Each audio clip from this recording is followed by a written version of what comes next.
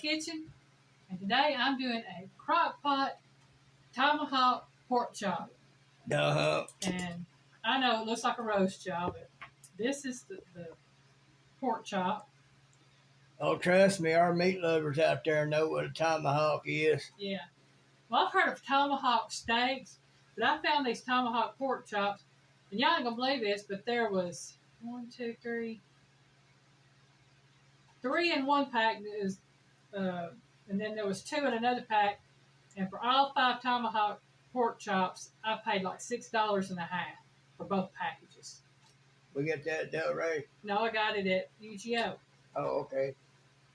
And so I wasn't complaining. I put these bad boys in the freezer, and I decided I was going to cook, instead of cooking them on the grill, I'm going to cook these in the crock pot with potatoes and apples, y'all. And I am salting and peppering both sides, and I'm going to put some piggies to rub on here and let that cook on there as well.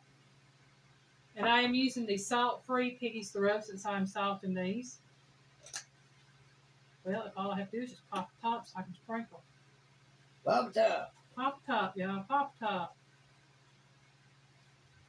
And I'm going to turn these over and season the other side as well. Yeah, I'm going to do this first. Taters and apples. Boy, that'd be good. Mm-hmm. Apples are good with pork.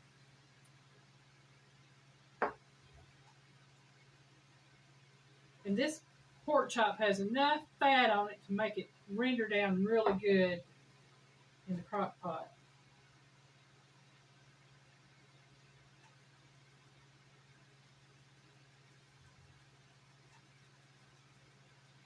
All right.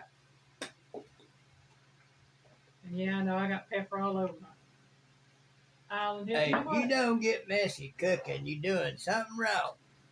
Now I'm going to set these down here in my crock pot. Hopefully they'll fit in there. Folks, that's a pretty big crock pot. That's my largest crock pot. Okay. Now, I'm not going to season the potatoes because I think they'll get seasoned pretty well with everything that's in here. But I've cut my potatoes in thirds. Peeled them and cut them in thirds. All right, let me stick you right there. I'm just going to stick them throughout here. I just show them a little bit so I can get an idea. Yep.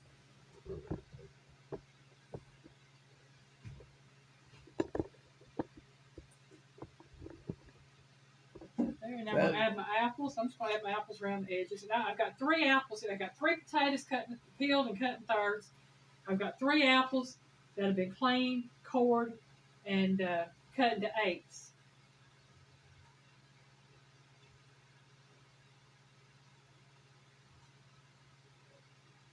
And I will tell you this, if you buy store-bought apples that have that wax coating on them, make sure you either wash very good to get that wax coating off or peel your apples. These apples I have are what we call LJ apples. They come from LJ, Georgia. And they ain't got all that junk. Right, they're grown locally there, and they do not have that wax coating on them.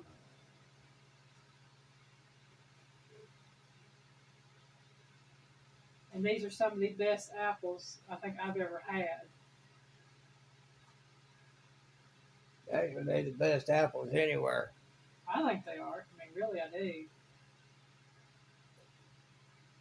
Okay. I'll show you how I got it set up there, and that's how it looks. There it is, folks. I've got some minced onion here. I'm going to sprinkle on top of that. Just give a little bit just a touch of onion flavor. And yes, onions and apples go great together. For the minced onion, I probably put maybe half a tablespoon at that.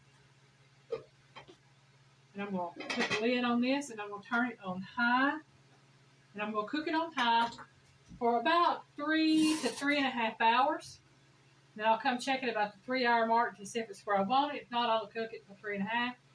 But should see you probably in about 3 hours, which would be about a second on here. So, see you in a bit. All right. All right, yeah, we're back. At the 3-hour mark, I come in here and I added about a cup to a cup and a half of water, poured it over the top of the pork chops, let it cook for another hour and a half on high. So all told, this cooked for 4.5 hours on high.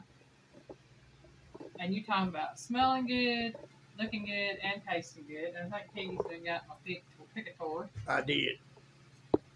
All right, Piggy, well, there's your fork. My fork. There's your fork. We know what time it is. It is time. It is time. Oh, y'all see how tender? Yeah, Piggy got that on me instead of on the food right now. But these potatoes are so Give good. it another cut. Look at that, how tender. Look at the meat. Well, the meat, it's tender because it fell off the little bones that was on it. Yeah, that's some tender meat right there, y'all. Look at that. It pulls apart. So I'm going to try to buy this meat first.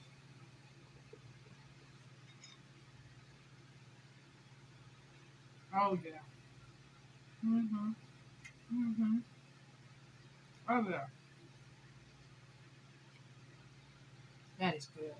That is good. Tender, juicy. Buy the potatoes.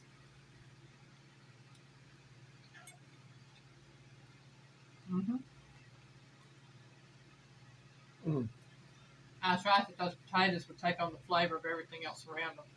So did the apples. Yeah. Try these apples now. Oh, wow. And they still have their own flavor as far as the apples and the potato. They do. But it's like everything married together very well in there. So I'm just going to tell you. I mean, you can do this with regular pork chops. You can do this with a pork roast. Just season it how you want to season it. Put it in there. Now, if you want to add the water beforehand, you can. I did it so that it would have that kind of a dry cook to it. I actually wanted it to roast. And then, like I said, at the 3-hour mark, I added a cup to a cup and a half of water. And I let it put the lid on, let it cook for another hour and a half on high. And, y'all, it turned out amazing. Thank you for watching the video. I hope you enjoyed it. And y'all have a great day. Bye, y'all. Bye, y'all. Where's my